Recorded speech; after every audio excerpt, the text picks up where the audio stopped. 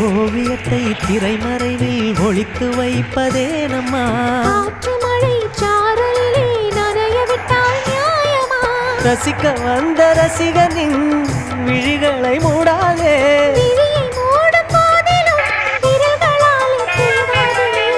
சிலையில வீடு கட்டவா சேர்ந்து வசிக்க ஜன்னல் வச்ச ஜாக்கெட்